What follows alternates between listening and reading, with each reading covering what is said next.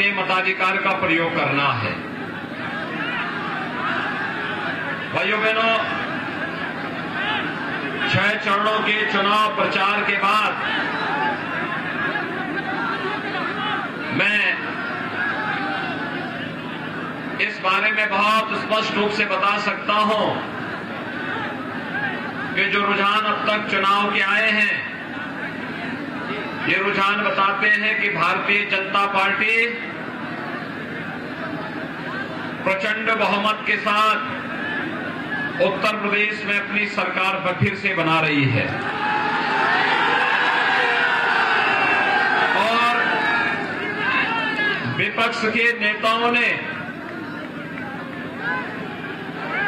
तीसरे चरण से ही इस रूप को देखते हुए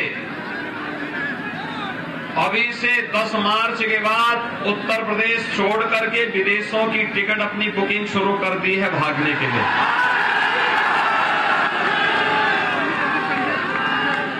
सातवें चरण में आप भारतीय जनता पार्टी को अच्छी सीटें दिलाते हैं तो भाइयों बहनों, केवल सरकार बनेगी ही नहीं, एक दमदार सरकार बनेगी। और दमदार सरकार का मतलब क्या होता है? आपसे ज्यादा या किसी से छुपा हुआ नहीं है। भाइयों बहनों, और आई में मुझे कई बार आने का अवसर प्राप्त हुआ। 2017 के पहले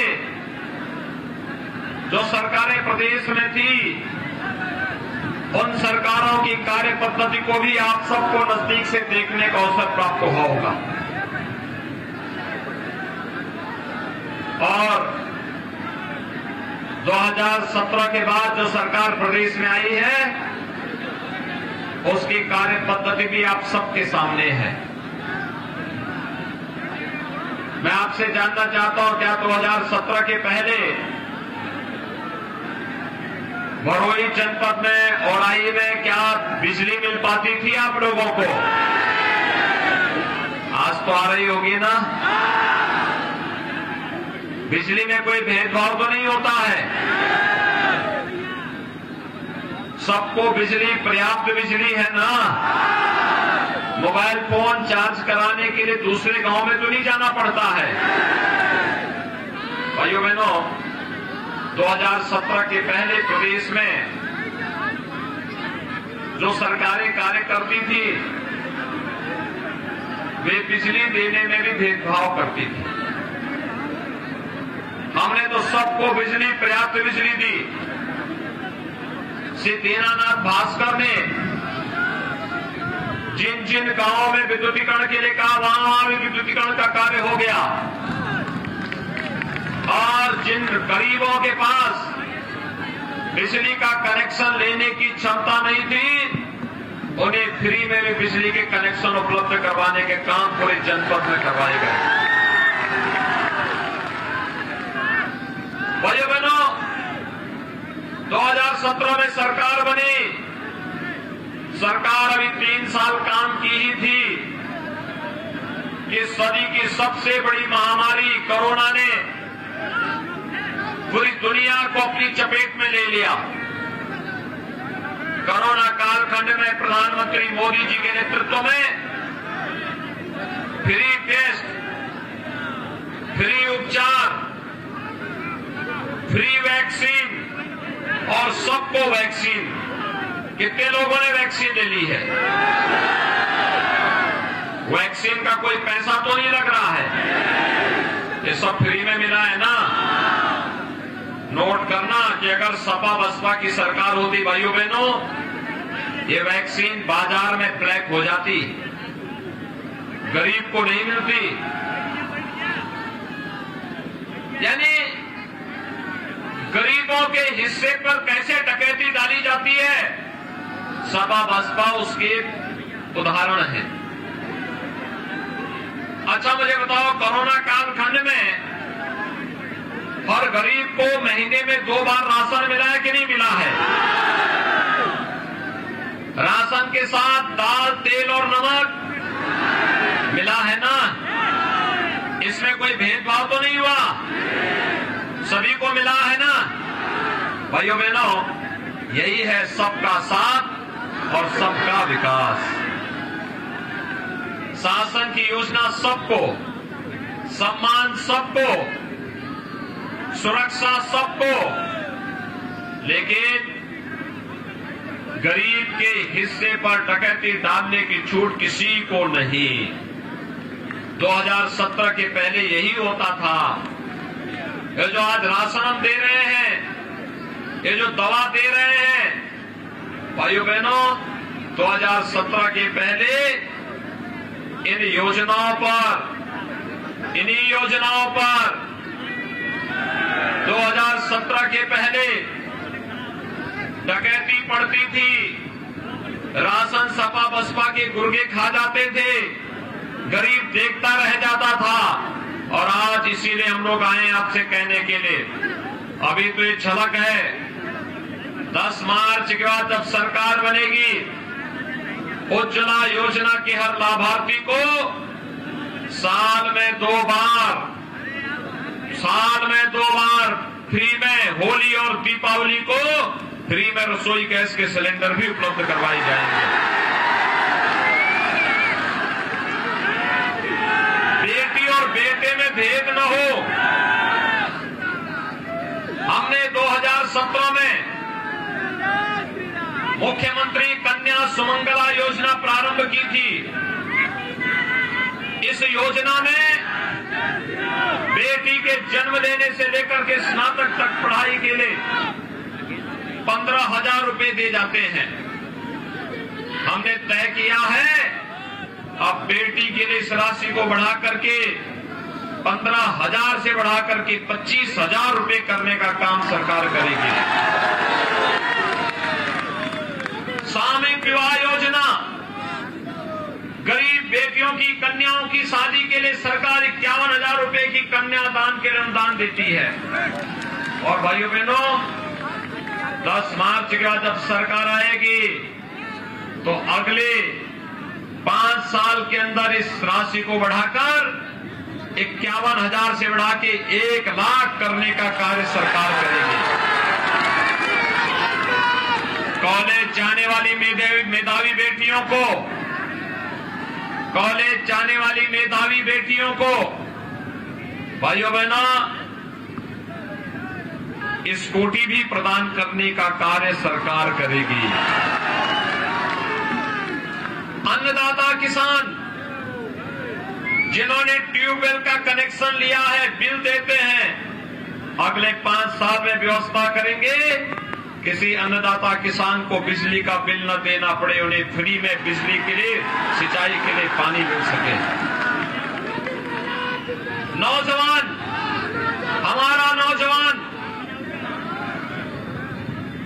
जो हमारी ऊर्जा और प्रतिभा का प्रतीक है, 5 साल के अंदर 5 लाख नौजवानों को नौकरी दी, 2 करोड़ नौजवानों को रोजगार और स्वतः रोजगार के साथ जोड़ा गया।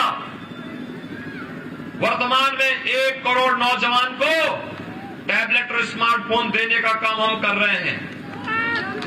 भाइयों बहनों, सपा बसपा ने इसकी शिकायत की है चुनाव आयोग को। हमने तय किया है ये कितनी भी शिकायत करेंगे, 10 मार्च के बाद अगले 5 साल के अंदर 2 करोड़ नौजवानों को टैबलेट स्मार्टफोन देंगे और डिजिटल एक्सेस भी फ्री में देंगे। अगले 5 साल के अंदर, अगले 5 साल के अंदर हर परिवार के एक सदस्य को नौकरी, रोजगार अथवा स्वतः रोजगार के साथ जोड़ने का काम भी सरकार करेगी। भाइयों बहनों, वृद्धजनों, विधवा महिलाओं और दिव्यांग जनों की पेंशन की राशि समाजवादी पार्टी की सरकार ने रोक दिया था। 300 रुपए पेंशन मिलती थी उनको, हमने उस राशि को बढ़ा करके 12,000 रुपए सालाना किया है। और हमारा प्रयास है अगले 5 साल के अंदर इस राशि को 12,000 से बढ़ाकर के 18,000 रुपए सालाना मिलनी चाहिए। भारतीय जनता पार्टी सबका साथ, सबके विकास के भाव के साथ कार्य करती है। और भाइयों बहनों, भारतीय जनता पार्टी की सरकार के कारण ही आज भदोही के कालीन उद्योग को फिर से वैश्विक मंच पर मान्यता मिलती हुई दिखाई दे रही है। भदोही विकास की प्रक्रिया के साथ आगे बढ़ रहा है और विकास की इस प्रक्रिया के साथ जोड़ने के लिए आज मैं आपके पास आया हूं।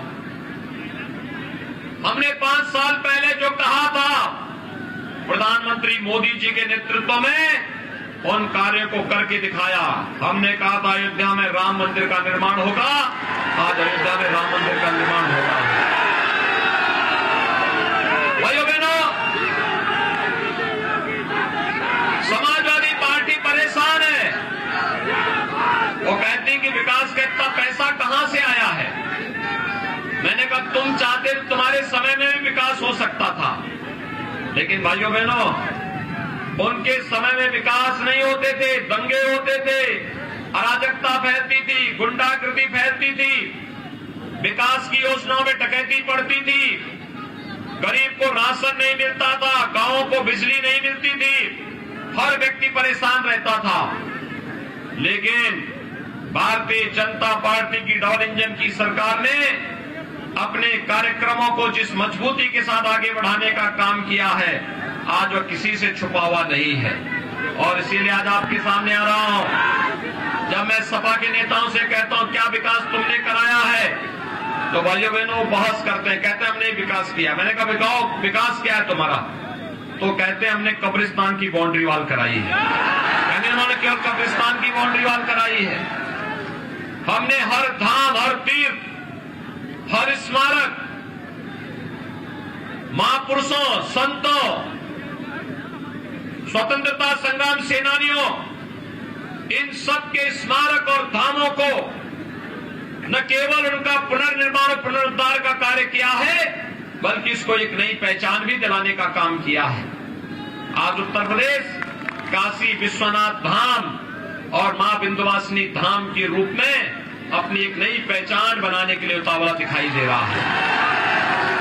और उसी प्रक्रिया के साथ जोड़ने के लिए आज मैं आपके पास आया हूं कि भाइयों बहनों, मैं आप सभी और आई के सभी मतदाता भाइयों और बहनों से अपील करना चाहूंगा, विकास। और जब मैं यहां पर आया हूं तो सामने मुझे बुलडोजर भी दिखाई दे रहे थे। ये दोनों साथ साथ चलने चाहिए कि नहीं चलने चाहिए? चलने चाहिए ना? सभी लोग सहमत हैं, लेकिन इसको चलाने के लिए दमदार सरकार चाहिए। दमदार सरकार बनाने में योगदान देंगे। जनपद की तीनों सीटों को भारतीय जनता पार्टी को जितवाएंगे। औराई से श्री दीनानाथ भास्कर हैं, भदोही से रविंद्र त्रिपाठी हैं, ज्ञानपुर से श्री विपुल दुबे भारतीय जनता पार्टी के सहयोगी दल निषाद पार्टी से हैं। इन तीनों को जिताएंगे। सभी लोग सहमत हैं, लेकिन शर्त एक, चुनाव के दिन पहले मतदान फिर जलपान। पहले मतदान। सभी लोग सहमत हैं। दीनानाथ भास्कर को भारी बहुमत से विजयी बनाएंगे। मेरे साथ दोनों हाथ करके बोलेंगे, भारत माता की, भारत माता की।